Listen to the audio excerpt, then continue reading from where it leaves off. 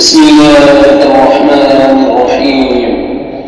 تبارك الذي بيده الملك وهو على كل شيء قدير، الذي خلق الموت والحياة ليبلوكم أيكم أحسن عملا وهو العزيز الغفور، الذي خلق 7 سماوات طباقا ما ترى في خلق الرحمن من تفاوت فارجع البصر هل ترى من فطور ثم ارجع البصر كرتين ينقلب إليك البصر خاسئا وهو حسير، ولقد زينا السماء الدنيا بمصابيح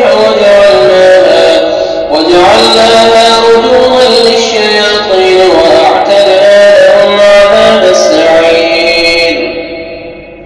وللذين كفروا بربهم عذاب جهنم وبئس المصير، إذا ألقوا فيها سمعوا لها شهيقا وهي تفور تكاد تميز من الغيظ كلما ألقي فيها فوج سألهم خزنتها ألم يأتكم نذير، قالوا بلى قد جاءنا نذير فكذبنا وقلنا ما نزل الله من شيء إن أنتم إلا في ضلال كبير.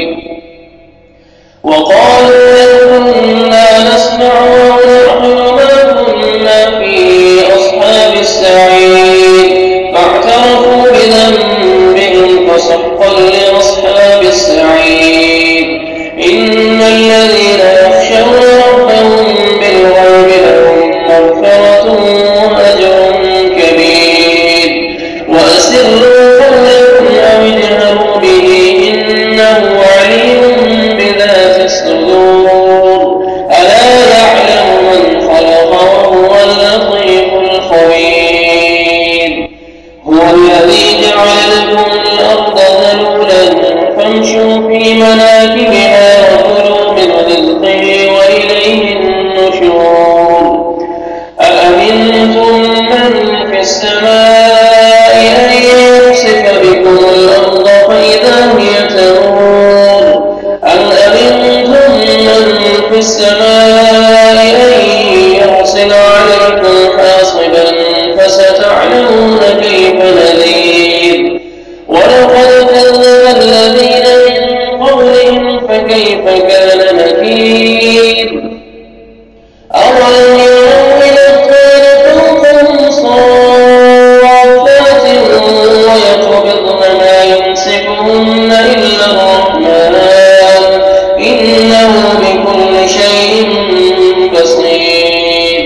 أمن هذا الذي هو جند لكم ينصركم من دون الرحمن إن الكافرون إلا في غرور.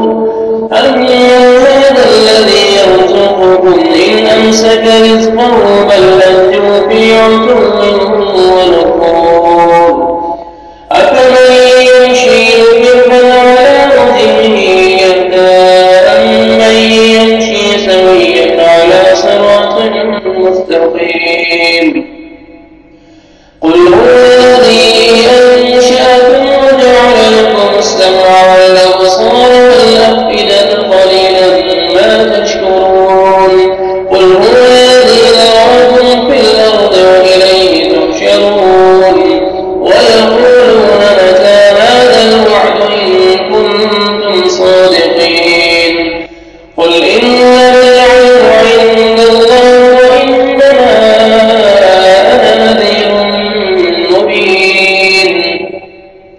فلما رأوه زلفة سيئت وجوه الذين كفروا